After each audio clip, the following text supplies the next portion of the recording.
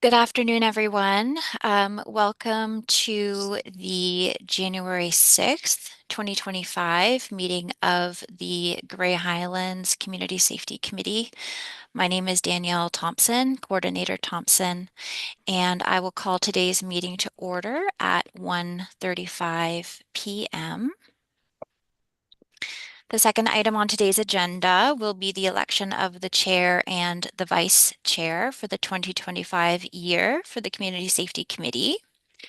I will be facilitating the election on behalf of the committee. The process for the election shall be as follows. I will start with the position of chair. I will call 3 times for nominations. Each nomination shall require a seconder. The nominee is allowed to nominate him or herself, however, a seconder is still required. Once I have called 3 times for the position of chair, I will close nominations and verify that the nominees wish to let their names stand. If there is only one nominee, that person shall be acclaimed. If more than one nominee, a secret ballot vote shall commence. I will then repeat the process for the position of vice chair, and when the election is complete, I will hand over the meeting to the newly elected or appointed chair. Does anyone have any questions before we get going? Seeing none, I'll now open the floor to nominations for the position of chair. Are there any nominations for the position of chair? Member McQueen. Yeah, I will nominate Ron Burnett. Is there a seconder for that nomination? I'll second that. Oh, I saw Member Harrison first. Thank you. Are there any other nominations for the position of chair? Seeing none, I'll call a third time and final time for nominations for the position of chair. Seeing no further nominations, I will close the floor to nominations at this point and ask Member Barnett if they wish to let their names stand for the position of chair for the 2025 year. Sure. Why not? Thank you, Member Barnett. So Member Barnett, I can confirm at this time that you have been acclaimed to the position of chair for the 2025 year. Moving now to the position of vice chair, I'll declare that the floor is now open for nominations for the position of vice chair. Calling a first time for nominations for the position of vice chair. Member Barnett? I would like to nominate Member Harrison.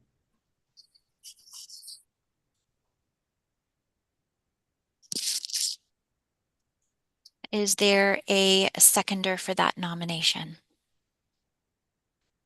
Member Loughead? Thank you. I'll call a second time for nominations for the position of vice chair. And I'll call a third and final time for nominations for the position of vice chair. Seeing no further nominations, I'll close the floor for nominations at this time, and I'll ask Member Harrison if he wishes to let his name stand for the position of vice chair. Yes, thanks. Yes, thank you.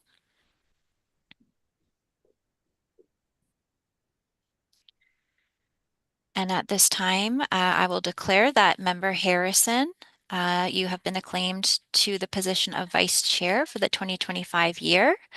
And I will hand over the chair for the remainder of the meeting to Member Barnett. Thanks, everyone. Thank you. Thank you for your support. Happy New Year, everybody. The next item on our agenda is the approval of the agenda. I'd like someone to make that motion to approve. Member Harrison, any seconders? Member Loughead, is there any discussion on the agenda? Seeing none, I'd like to vote. Those who are in approval. That is carried. So next is number 4 on the item. It's declaration of pecuniary interest. Are there any such declarations? Okay, seeing none, then we'll go on to the next item, which is the adoption of the minutes. Would anybody like to make a motion to accept the minutes of the last meeting? Anyone? Member Loughead. Seconder, Member Harrison. Any discussion on the minutes? Okay, so all those in favor of accepting the minutes as they are reported? It is carried. Next is item 6.1, the terms of reference for the Community Safety Committee.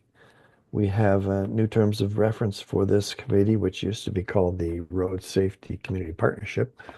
It is now it's the Safety Committee. I think it's just safety, just general safety. Is that correct? Would anyone like to make the motion to accept the new terms of reference? Member Loughead? Anyone like to second that?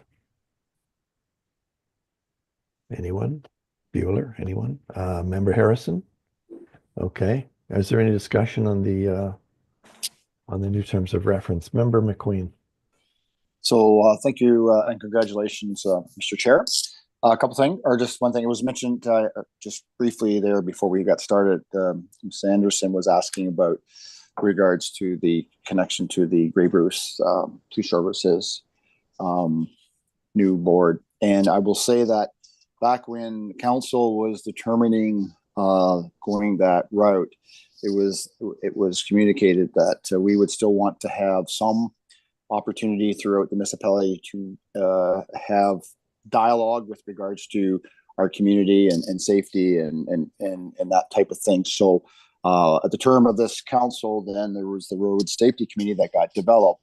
So then these terms of reference are sort of a hybrid that sort of came out, and definitely, and just as a bit of a background, at one time, Grey Highlands had its own police services board.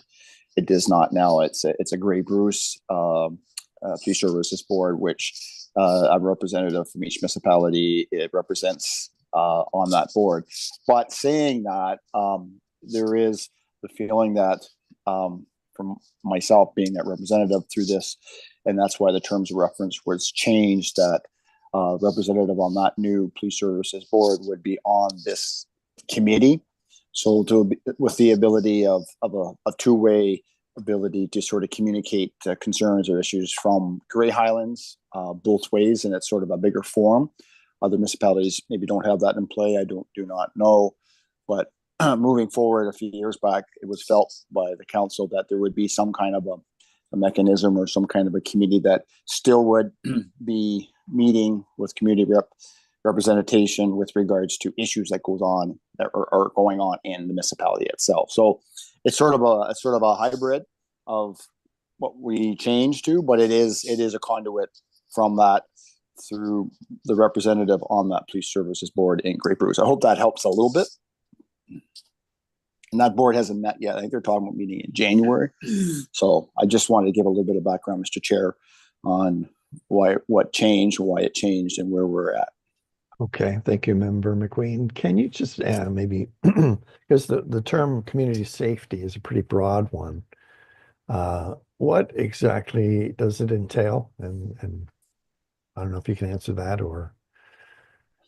Well, I guess I would say, and maybe others could, and maybe Member Loughead and maybe others could chime in as well. But I mean, through the previous police services board, Grey Highlands Police Services Board, that was an opportunity for community safety, in the sense that if there were issues of maybe speeding or issues of concern, people having residents having the ability or having concerns, they could come to the police services board to sort of have that ability to sort of communicate And with the dialogue with the representation from OPP, that's no longer the case. But I feel that that this is sort of, again, a little bit of a hybrid of that. It's not saying that once the Grey Bruce Police Services Board gets up and running that they can't receive delegations as well. But this sort of it was felt by the council in the past, and this was the last term of council that sort of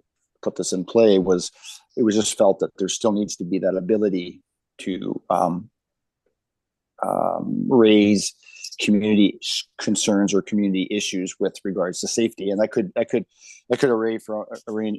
come from a number of different things, whether it's road safety, people safety, park safety, however, whatever. And that's probably through this committee, it's going to evolve a little bit too. I know the last committee that this was in play that you were chair of, that it was more to do with road safety as well. And that's very important as well. And, and I know from the policing perspective, road safety and patrolling of those roads as part of the mandate is that. And I don't want to speak for OPP, and I'll let maybe Ms. Anderson speak for that as well.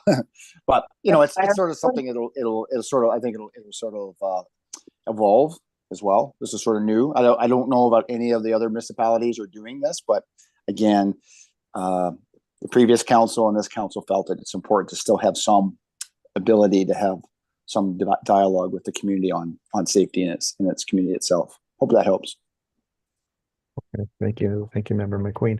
I guess it's a matter of what comes up in these early stages. It's hard to know where we're going to go, but I guess if it's a matter of community safety, it could come to this committee, and then we'll decide on how or why or when to act on it.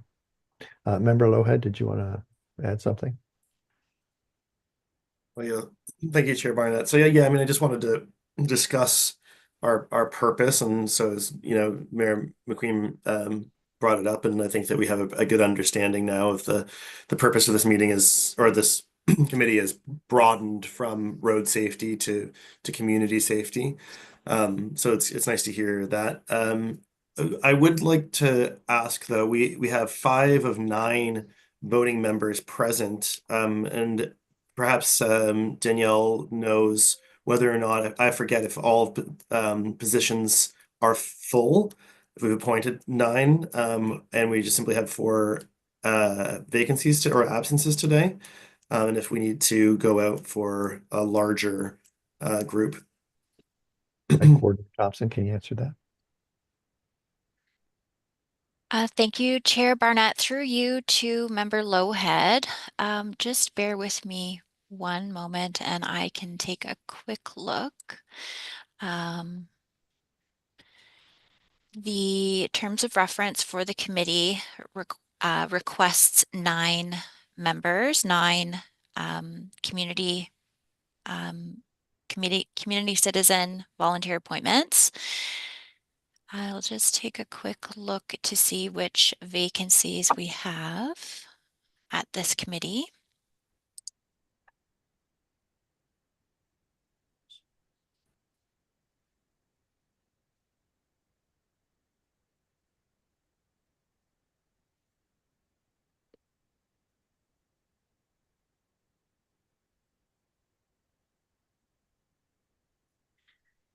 Sorry for the delay. Currently, there is no appointed member to the committee as a representative from Kimberley, and there is additionally no appointed member as a representative of Badros. So at this time, the municipality is still receiving applications for members from those 2 locations, but all other representatives to the committee have been filled at this time. Okay, thank you, Coordinator Thompson. So is there any other discussion on this item? Okay, I'm seeing none. So does somebody want to make a motion to accept the new terms of reference as they've been reported? Oh, sorry, Coordinator Chair Thompson. Chair Barnett, I hate to interrupt. So the motion to receive the terms of reference for information has been moved by Member Loughead, seconded by Member Harrison. The committee will Thank you. just need to vote. Okay, then. All those in favor? Okay, it is carried. Next item is item 6.2, municipal update. So which of our two council representatives here would like to take this on? Member Loughead? Sure. Thank you, Chair Barnett. So I'll allow Mayor McQueen to jump in or fill in anywhere that's necessary here. Going back, trying to broaden to anything that's relevant to community safety rather than just road safety as well.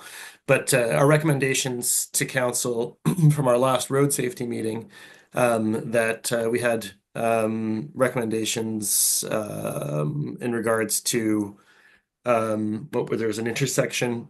Trying to find, I had brought it up and now I've lost it. But we had recommendations as to an intersection, and where it's from here. Sorry. Two of our three recommendations were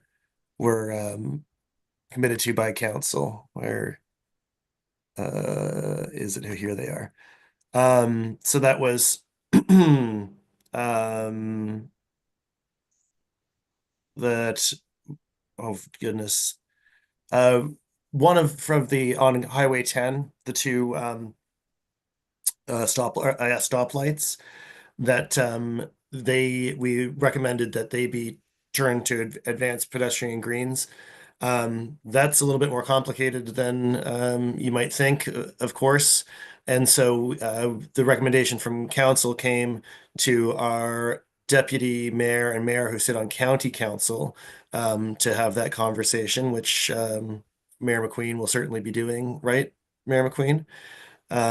So that we can hear back about whether or not that's a possibility for advanced pedestrian greens on those two stoplights. And there was an intersection, Margaret Street, I believe, by the new Loon Call development. And we directed staff to investigate that, and there was and that carried, but there was a recommendation for an all-way stop at and I forget the intersection now, sort of east of Flesherton, but that was lost, and that was due to the feeling of staff and council that these types of intersections have been looked at fairly extensively, and the roads are engineered in the way that they are, and we shouldn't be making ad hoc decisions based on individual intersections. So that was the will of council. Now, what else, Mayor McQueen, if you've got anything that's coming to mind, feel free to jump in. Yeah, you did a great job, Councillor Loughead. I remember Loughead. I just will say that. Too noisy, otherwise he will. Sorry, member Yeah, Lewis. Yes. Okay. So, the going up from the bottom, Center Line A and Side Road 41A was Wareham, the Wareham intersection there. Wareham, and I think right. I think that came through a correspondence that I received that I forwarded on to this committee, that there was concerns around speed and walking and that sort of thing. So yeah, council did deal with that. Going to the second one with regards to the signalized intersections there in Markdale, I maybe ask Director Cornfield to maybe make a comment here, because the main street light is the county. And I will make that. And I know I was out just before Christmas, and I see there's a button that you can push that will, if you're a pedestrian, you can push it. But I think the feeling was there that once the lights change, it will hold the light off and allow pedestrians to I think walk across. I think that was the intent of this, and maybe I can get clarity from this group on that. But I think that was the intention, that as soon as the lights change, it's maybe held so it allows the pedestrians to go before the traffic moves. I get clarity on that. But I think the other set of lights, and Chris, maybe if you can chip in here, the one at the food line, I think are signalized lights, and I don't know if you have any comment there. Maybe I'm just not remembering the conversation from our council, but maybe through you, Mr. Chair, I was wondering if we could get a comment from our director. Okay, thank you. Director Cornfield, do you have a comment? Yes, through you, Chair Barnett. The signals, traffic signals at Devonlea Gate in Victoria are municipally owned and maintained. I believe the intent, excuse me, is that the mayor and deputy mayor would reach out to the county, and with their expertise on the system that they operate both on Grey Road 4 and Grey Road 12. We would look at following their lead as far as if this, what I'll call pedestrian advance, is something that would be effective and considered. So I think, correct me, Mayor McQueen and Councillor Loughead, but I think it was our intent that we would let the county do the research and the groundwork on the overall system. Again, I think we spoke a little bit about this at council, that, you know, I have seen them downtown Toronto. I have not seen them what I would call localized around here in Owensound or the Collingwood area. I'm not saying they don't exist, but I think that's where we're going, was waiting for the county to give us some feedback on, even if there's data, you know, that also supports having something along those lines. Thank you, And Director Cornfield. through you, Mr. Chair, I'll follow up with that. Okay. Yeah, I will follow up with Pat Hoy at the county. Deputy Mayor Nielsen, I can follow up with him after Thursday. We have a county council meeting on Thursday, so if there's time allotted, he's there. We'll have that conversation, and then I can go from there. Thanks for that reminder, Director Cornfield. I remember we had the conversation, but just remember the full details there. But I remember that, you know, that you're right, that the second set of lights is our lights and that sort of thing. And I think the other motion there, Councilor had sort of addressed that with regards to some comments that come back from staff on the Fairway Heights and Margaret Elizabeth Street. So obviously with new development in Markdale and more houses, there's more traffic and more concern comes from that as well. And it's probably a bit of a growing pain as well, in the sense of having more people living in Markdale as well, right? So, but I don't know if there's any questions or not. Okay, thank you, Member McQueen. I think for clarity on the traffic signal issue, it's when the light changes going one way, before it changes green for going the opposite way, that pedestrians get a head start. I don't know whether it's 5 seconds or what it is, but before traffic begins to move going the other way, that the pedestrians have a head start to cross the street. So anyways, any questions on what Member Loughead and Member McQueen have reported as far as the municipal update? Member Loughead, do you want to say something? Yes, right. I no, I'll just continue with a bit more to report back. So, in regards to traffic through Markdale, we also had an interesting conversation. There was a delegation from a group called Strong Towns in relation to setbacks on the main roads through Markdale. So with a recommendation basically to change the way that we literally construct the downtown. As it is, the county has setbacks that necessitate that any builds are a certain distance from the center line of the road.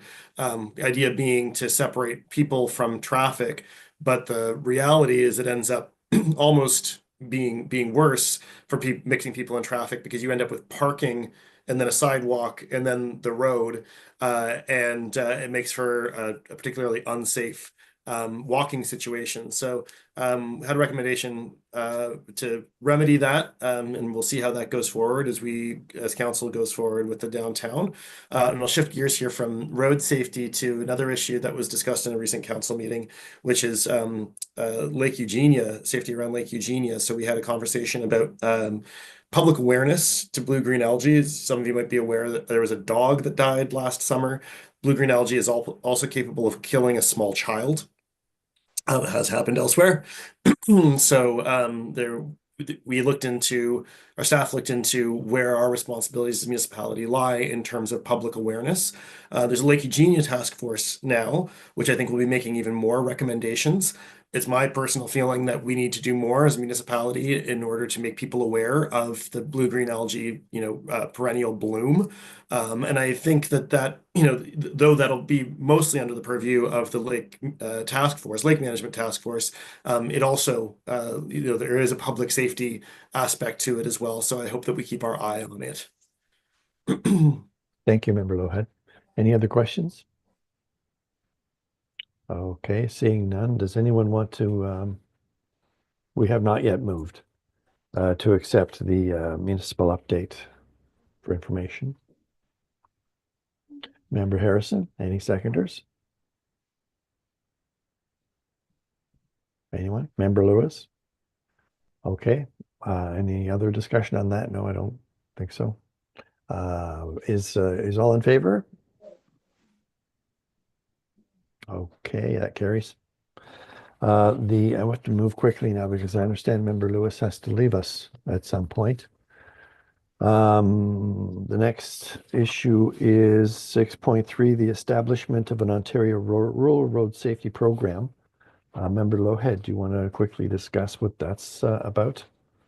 Sure, thank you, Chair Barnett. Yeah, I will. So, this came across, as a information to council. This comes from this came from Good Roads, I believe, and it's something obviously we struggled with a lot as the road safety committee. The point here is that the majority of accidents and fatal accidents happen on rural roads in Ontario. So this is a letter of recommendation from Good Roads to the provincial government with an ask that how's it worded here? The municipality of Great Highlands requests that the government of Ontario take action to implement the rural road safety program that Good Roads is committed to lead. It will allow Ontario's rural municipalities to make the critical investments needed to reduce the high number of people killed and seriously injured on Ontario's rural roads. So, I thought it was important that we take a look at this because, as I said earlier, we, as the Road Safety Committee, we would often look at these individual issues. It would be constant complaints about dangerous conditions on our hundreds of kilometers of rural roads, all of which were valid. But we have very little control, certainly as the Road Safety Committee and also as the Council of Great Highlands, to really exert control over how to make these roads safer. And so, banding together with other municipalities across the province, working with Good Roads to really tackle this in a concerted effort, lobby the provincial government for the funds and the planning. So, if we've committed as council to Vision Zero, and that definitely has to include our rural roads, and that's going to take a lot of effort, not just at a local level, but across the province. So, and I guess, I don't think we've actually, this came to council, but or I don't think that council, Mayor McQueen, maybe you can correct me, I don't think we looked at this as council. So I think that we should, my recommendation would be that we recommend to council to endorse this. Thank you, Member Loughead. Any other discussion on this? Member McQueen. So, just more recently, this past weekend, we had a situation where Highway 10 was closed, which then directs people to our rural roads, which are probably not as good of plowing because we don't plow 24 hours where the Highway 10 or whatever does. So just in that, and I don't know if Director Cornfield has a comment there, but sometimes when you close a major provincial highway, it forces people somewhere else, which then leads to other concerns and possibilities or possible outcomes. And that, because again, and from affordability, we don't plow our roads 24 hours where the provincial government, even the county road, does have a 24-hour, just from the sense of what we do and how we do our service. So just on that aspect is something that planning and stuff. And I don't know if Director Cornfield, if you have a comment to that, but I know that in speaking with the CAO this morning, I know that was a concern about on that, and that goes back to rural road safety and whether it's an educational part or however, or depends where you're shutting those roads off. Maybe and maybe this is sort of getting a little bit deflected from the main part, but I was just using it as an example where, people in road safety get directed to a different area, and maybe they're not completely aware or prepared for those rural roads where, they were driving on a provincial highway. So I don't know if Director Cornfield has any comment on that part, but it's a small segment of our rural roads, that something that we can't necessarily, but maybe a communication plan or something. I don't know. I'm just sort of saying from a conversation that just happened this past weekend.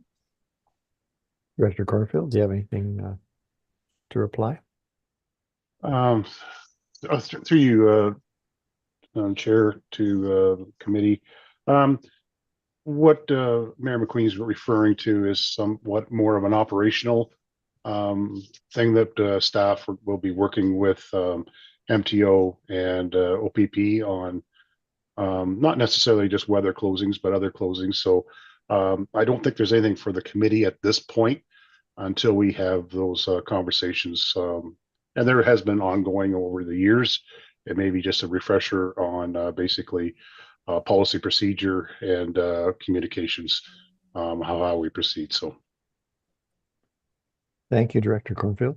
Maybe you can answer a question for me. When they're talking about rural roads, are they talking about those roads in our municipality that are limited at 80 kilometers per hour? Or are we talking about all the roads, like residential roads inside our communities? Sorry, is that directed to me, Chair? Yeah, sorry, that's directed to you. Yeah. If you're referring to the good roads, like I don't know if they're recommendation. Yeah, sorry, I don't know if they're using the Ontario's Traffic Act definition of rural road. No, I don't. This is basically, there's three categories of road. You have basically your MTO, county, and municipal, and then ultimately private roads. So rural roads may also be an MTO highway, but I think what they're considering here is more of your county and your municipal roads is what they're looking at from their data. And if you look at the other attachment, just not the resolution, it speaks into a little more detail about where their studies were focused on. But it is provincial, and obviously we are the lower tier. Sorry, the municipality road network is the lower tier. Our roads are based on traffic counts. So there's 6 to level 1. Obviously, your 400 series would be a class 1. Most of our roads are 6, 5s, and 4s. Counties are generally 4s, 3s. Highway 10, probably I'd have to double check on it, but it'd probably be a 2 or a 3 as far as classification, and that all dictates the amount of maintenance is required for them. This is a little more than just maintenance. I think they're talking about design and potentially speed for roads that maybe not. Your upper tier highway roads would be have engineering design standards that are applicable. A lot of our lower municipal roads, they were just constructed and assumed 80 unless otherwise posted without engineering. That wouldn't have happened back in the 20s, 30s, 10s, whenever that was. Sorry, in the other century, when those were constructed. So okay. It's not something I have a whole lot of detail on, Chair, to share with the committee here. It's something I think if committee feels that this should go to council for a recommendation, then obviously staff, as directed by council, would do more digging into it. Okay, thank you, Director Cornfield. Member Lewis, you have your hand up. Just with the road closure information and the incidents on Saturday, hence the reason why I have to leave here shortly. We had to make a trip to Emerge and didn't find out that all Grey County Road or Grey Highlands roads were closed until we hit the actual hospital. So And the post that was put out, and it was a 511 social media post that we finally found, saying it was closed, was very unclear. So I just want to voice that kind of concern that, you know, we left not listening to a radio or anything else, with the assumption that roads were still closed, knowing that, yes, we knew 12 was closed and we knew some of the other ones had been closed, but we didn't realize all Grey Highlands roads were closed. Okay, thank you, Member Lewis. Any other discussion on this item? Member McQueen. So when you speak about rural roads, and I think the director was sort of touch base on it, when I first think about rural roads, I think about gravel roads as rural roads. Not necessarily. There's a lot of double surface treated roads, but your driving habits on a gravel road needs to adjust compared to a hard surface road or a road, because traction, curvage, speed, sight lines. There's a lot of things that change on a rural road, and it puts us in a bit of a conundrum where, unless otherwise posted, it's 80 kilometers an hour, but some of those spots, you know, maybe you wouldn't even dare to go 80 kilometers an hour on some particular roads. But so I guess in the sense of I'm sort of thinking maybe that the funding here is, and I don't know for sure, is certainly from the Ontario Good Roads Association. I see Scott Butler wrote that main letter.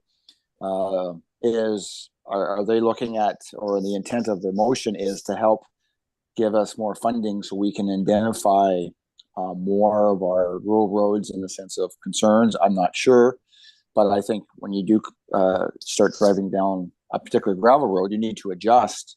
And I don't know if that's even an education or whatever. I don't know, but obviously, if people that drive our provincial highways and hard surface roads, you know, most of their life, and then get exposed to a gravel road, it could be just a circumstance where somebody just isn't aware of the driving conditions, need to adjust for that particular. I don't know, but it is different. Rural roads are much different than your major highway system, or even a county road system throughout. So there's a lot of I think there's a lot more that needs to be determined of what exactly how you're going to address this. But obviously, education and communication could be part of that, in the sense that you need to adjust to those to those rural roads.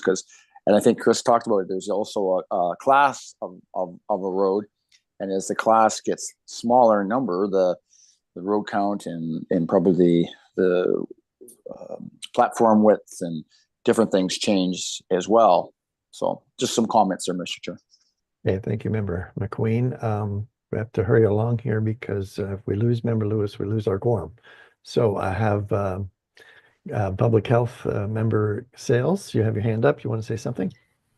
Yeah, I just wanted to add also something that we discovered through our Regional Road Safety Committee, which was formed back in 2019 due to the excessive speeding up the peninsula, was that a lot of those speeding charges were from residents that were not from the Grey Bruce area. So just something to factor in. Should we do any further, research in this area? Are these incidents that are occurring on our roadways, is it our local residents that are involved, or are we seeing more from other regions? Okay, thank you, Member Sales. Anyone else? Member Loughead. Just quickly to that point, that's another great reason to implement photo radar, as far as I'm concerned. But that's neither here nor there. I will, to move us along, move that we endorse or recommend to council the motion as written from Good Roads, so that council can decide whether or not they want to follow up on that. Okay, we now have a motion on the floor. Do anyone want to second that motion? Member Lewis, you want to second that? Any other discussion on this item? Okay, seeing none, so we'll vote. Anyone in favor of this motion, as Member Loughead has presented? Okay, so we have that carried. All in favor? Okay, so thank you very much. Member Lewis, do you have, how much longer do you have before you have to leave us? If I don't lose you in the car, we might get another 5 to 7 minutes. Okay. Well, seeing as that I don't see any. Mr. Chair, Mr. Chair. Yes, sorry, Member McQueen. So we do have a member list for a few minutes. I was just going to add, probably a lot of these accidents have been reported by OPP or local police, and I don't know if for a future meeting or if there's any feedback from OPP to get a little bit more detail on those stats or how those stats came to be. It would information is worth so much, and I don't know if there's a comment there from a representative from OPP, but obviously they do the investigation and they report on those accidents, and it would be data or information is so important. Okay, thank you, Member McQueen. Sergeant Anderson. Thank you, Mr. Chair. I would just say that after we investigate a motor vehicle collision, that data goes to MTO and they own that data. So any statistics with respect to motor vehicle collisions in Grey Highlands, that data would have to be requested through MTO, and I think you can do that online. Thank you, Sergeant Anderson. Were you talking about speeding as well, or just collisions, Member McQueen? Collisions. Collisions. Member McQueen, were you talking about a report on collisions or a report Well, on... I was just going back to the data and the motion about the stats where 55% of road fatalities occur on rural roads, and that's what I was just wondering where that information comes from and how they determine that, right? So, okay, Coordinator Thompson, you want to say something? Through you, Chair Barnett, I would like to clarify for Member McQueen, the letter that came from the Ontario Good Roads indicates that the data was sourced from MTO's Ontario Road Safety Annual Report that's shared in the letter. It's the same data that's referenced in the draft resolution that was provided. Thank you, Coordinator Thompson. That's helpful. Okay, well, I don't see any more items on the agenda that have to be decided upon. Maybe I could ask you again, Coordinator Thompson, if Kimberly wants to leave, do we carry on with the meeting members' privilege? Thank you, Chair Barnett. Through you, the committee unfortunately cannot carry on any business in the absence of a quorum. Member Lewis is still with us. I'll keep an eye on her icon on my screen, and I will let you know if we lose quorum. Okay, thank you. So the next item is members' privilege. Does anyone have anything to bring forward at this time during members' privilege? This is an opportunity for any of us to bring up something that's not on the agenda, although we cannot decide on anything in this part of the meeting. Anyone at all? Anyone? No? Okay. I see no nobody's hands up. So okay, so we go on to the next item, which is the next meeting, which has already been set for March the 3rd at 1:30 p.m. It is a virtual meeting again. I don't suppose we have to decide on that. It's already been decided. Then the last thing is that we need a motion for adjournment. So just point of order, Mr. Chair, in the sense of agenda items, I guess, through you to Coordinator Thompson, I guess if there are items to be added to the next meeting, is there a certain time or process? Coordinator Thompson, do you want to answer that? Through you, Chair Barnett, to Member McQueen. Certainly I can provide some information on that. If there are any members wishing to have items added to a future agenda, the process would be to send that to committees at greyhighlands.ca. That goes to clerks, staff, and copy the chair, Chair Barnett, and then those items, once approved, will be placed on the next available meeting agenda. Okay, thank you, Coordinator Thompson. Anyone else want to say anything at this point?